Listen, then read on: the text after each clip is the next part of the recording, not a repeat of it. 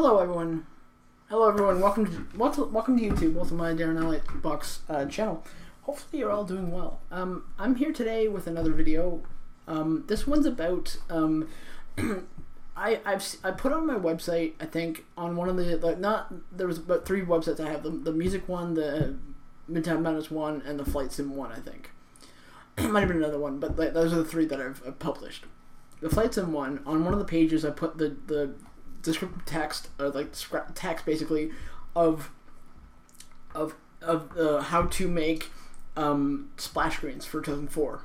Some of the same instructions will go, not everything, but some of the same instructions will go for FSX as well too, if you can find the original file of the template. Anyways, I'll get on to today's video. Basically today, instead of making, because I know some people haven't talked about it, maybe you haven't come to my forum, haven't come to anything to talk about it, I thought this might be another outro, another way to check, a way to let people know how to do it visually, because sometimes people learn from images and that sometimes works, but most people learn from seeing things, like seeing from hands-on. So basically, I'm going to teach you how to make a splash screen with 2004. Now, mind you, I'm going to go into like a bunch of folders that might have, I would say junk, like a lot of like mixed matched images and stuff, so don't mind those, just ignore those. But basically, or about a minute here, so basically what you're going to do first of all is going to go to flightsim.com and search for DLG, D as in Dave, L as in Larry, G as in Gary, Splash Screen Creator, or it might be Splash Screen Creator Maker or something, or it might be something along those lines, and download that file. In the file, there's a bunch of files you probably won't ever use, but there's one that has like you know, in Photoshop or in this program, you have like the checkerboard when you've removed the background or whatever. So you'll have something that looks like just the little not triangle, like a square or rectangle Microsoft Flight Sim 2004 thing. So you want to save that, and you want to put that in a file that you can easily get at. And from there, find a screenshot. Now this is where I heed a little bit of a warning, not a huge warning. When you're making a splash screen, you want to keep that you probably, maybe a lot of times you might just be like, I'll keep it on computer, no one other than my friends are going to see it. Even if your friends are going to see it, you're still going to have to worry about this too. So basically what you want to do is keep in mind your screenshots that you're going to use, because you're just basically pasting. It's like taking a piece of paper, and I'm going to take cutouts of letters and put it onto my paper, just like you would in the old days. This is just with computers, but in a different sense. So in that, so you have to keep in mind the screenshots you're putting in aren't something that has text on, like, even especially on that same website, the Darren's Darren's, like Darren my name, then no apostrophe S, like not, so Darren's like without apostrophe, FS9, all one word, all together here, site, all together, all one word, .weebly.com. I'll link it down the bottom in the show notes, or the bottom there. I'll show it down in the bottom, in the bottom description. But basically on there, you should be able to know, there's the better, look at the better screenshots tutorial. Basically it's like how to make, when it's not going to, like, you can keep all the photos of the weird stuff with the text on your computer if you want to, but if you're going to share it to like flightsim.com, Reddit, any basic website that you know that you can share flight sim images to and they love it, you really don't want to get ones with like text, the ATC text on it, or like different things rolling on the screen. That you can edit those out, but you really don't want to use those for these screenshots. So there's a whole tutorial on that website on how to fix and avoid, fix through Photoshop, yes, but also avoid getting those things. So when you come to deciding what screenshot you're going to use, pick one that you know looks the most formidable, the most best quality. It doesn't mean that you're only going to pick one, and it's only going to be the best quality. Like each one you do, you got to make sure that the quality of the photo, like make sure that there's no weird background things, like a plane crashing in the background, or like weird things going on in the background that's going to distort the way the image looks. Not the distortion of like the effect, but like the way the image looks. Right? Like distort the way we feel about that image, right? So before that goes on, so we're gonna make one right today. First thing we're gonna do is open. Now I have mine in wrong folder, I think. It's other than downloads, which I really should have thought of this way ahead of time. Was just taking a little while. Here we go. I think in this folder. No. Okay, so it's downloads then. There it is. So this is when you get that right file. The interesting to note is you're like, how else am I going to figure out where it is? The image, like some of the most of the files on flightsim.com, a lot of them have an image attached to them, like the little image to show what it looks like. So that one has like looks like the photo with like you can barely see it, the Microsoft and forward like little border around it, but also has the Halo game chief or whatever his name is. So that's the one you want. Download it, and this is the file here. Okay, this one, actually no, that's one of the ones he used, right? You want this file here. You just Splash Maker here. You want to open that, see how it goes matte black or the checker thing, and then the second thing you need to do is open up your screenshot. I mean the screenshot that you were planning to use. I apologize for all of this. You might see the name Bruce. This is my dad's old computer. He's not using it anymore, so I had to change it. Bruce pictures. We're still in that folder. There we go.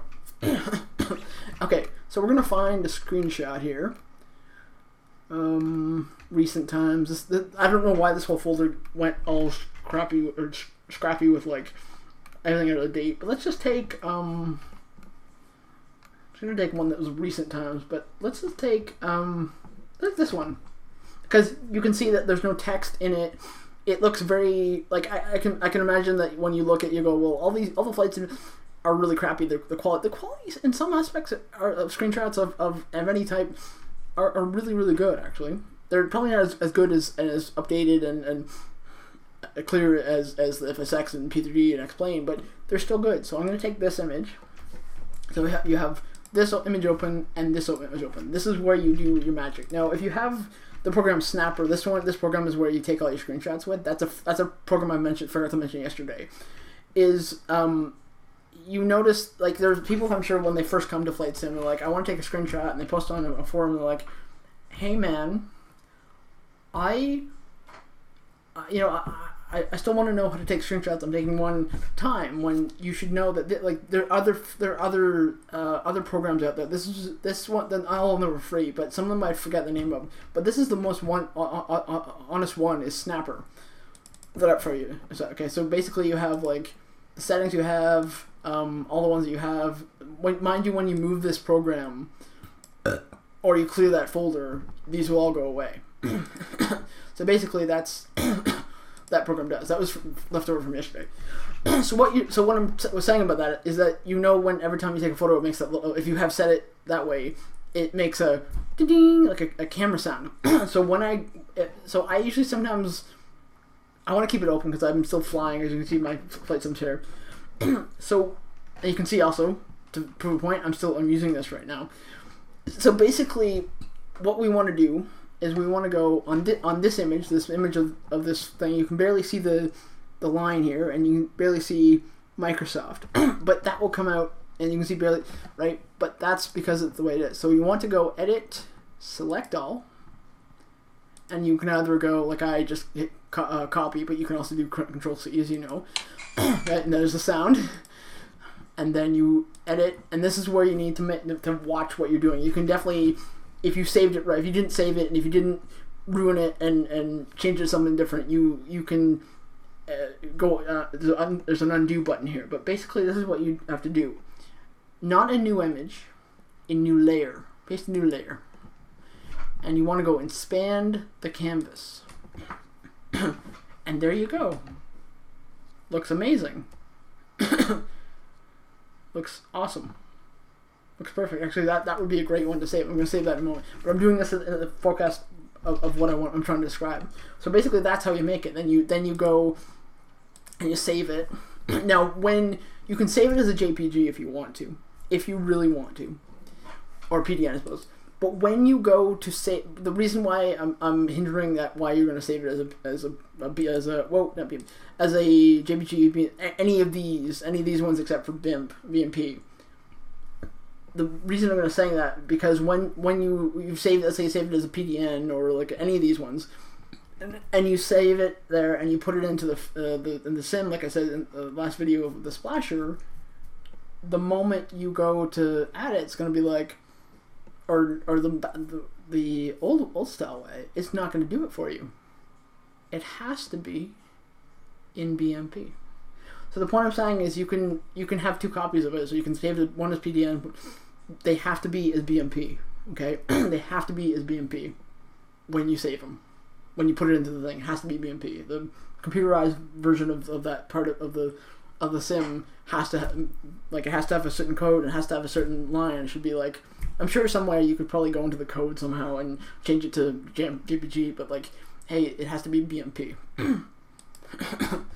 So we're gonna.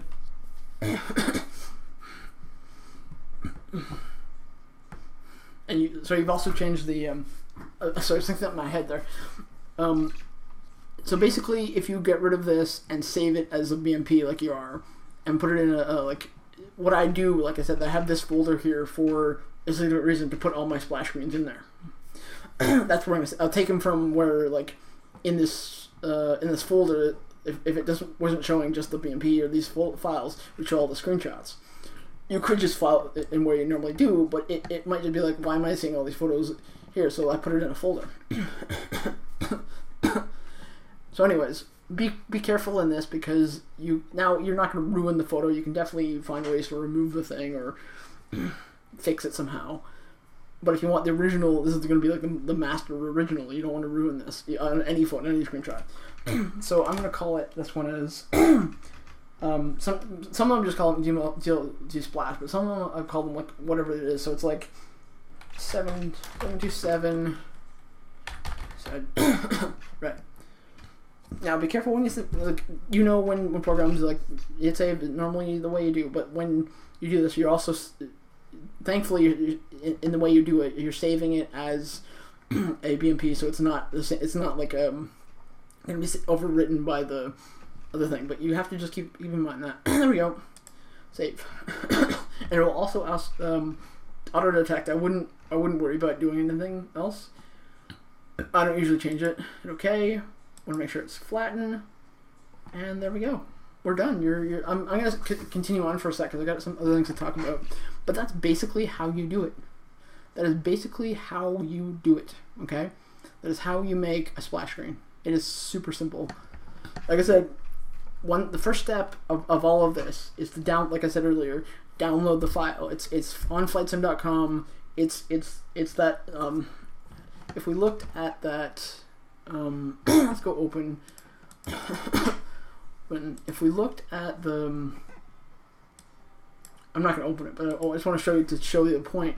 The point here is that the image that's attached to the file, as most are, it will be this one here. It'll be Ace, this guy here. So basically, you're not using either of these. Like, don't click. These are just these ones. The creator must have been like, here's one just in case you wanted to use ones for yourself. This is the file here that you want to use.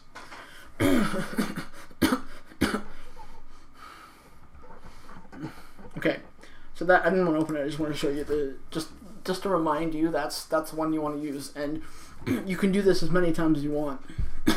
And thankfully that you've got this one copy. Like, once you go and copy something else, you're not going to be copying on this, but it's not hard to go back to this one and go edit, select all, right? And copy, right? So that's how to make that. That is how to make that. I thank you for coming to my channel, coming to the video, and thank you for coming to the end of my channel, end of my video. I don't want that to happen. That's gonna get removed. I'll cut that out, or if I don't, I'll just leave it in. Not a big deal. yeah, so when it comes in here, it looks kind of weird. It looks all like pixelated and weird and stuff, but it turns out to be, as you can see, it's all in good because it's all what do you call it? Like these checkers things. I'm trying to think of the names. All fluorescent. You know what I mean, right? It's all a certain way. That photo was actually pretty good. It was from a couple days ago, from flying from Toronto to Montreal. This one might be from Montreal to Toronto. No, this one's Toronto to Montreal. It's one of the, like, a back and forth, so I don't know exactly which one, but I think it's the first one. Oops, sorry. And basically, I was flying.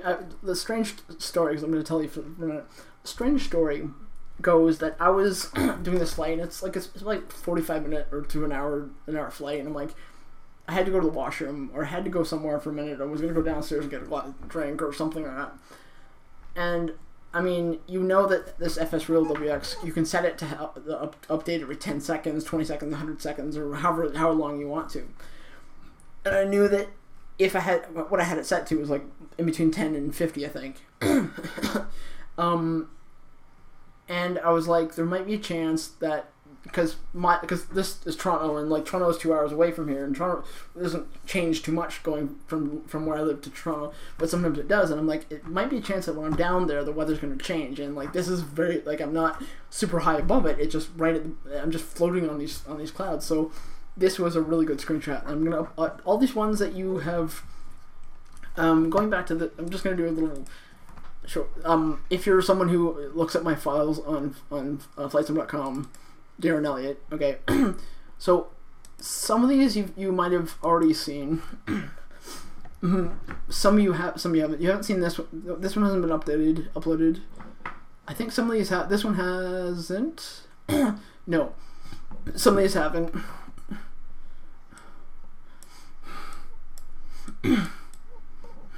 Yeah, so there's a bunch of them here. And that Splasher program allows you to just, like, that's what I think is a good point, is you can if you want, when you save this file or save these files, you could just go, I'm going to save it in my regular, oh shit, I saved it in there. I'll move it. It's okay. But basically, you could save it in there, and that's fine. But you're gonna have like screenshot, like regular screenshot, then this, and then it's gonna make it look weird. So make a folder, fold it, call it. You don't have to. I mean, you could call it. You have to call it something, but you don't have to be exactly what I have here. But that's why I call it Visual Splash, because that's the name of the file. Anyways, that is it. That is the end of the tutorial. Like I said, I posted that on my FS9 website, and I don't think anyone said anything bad. Like none of these videos were made because people were bad.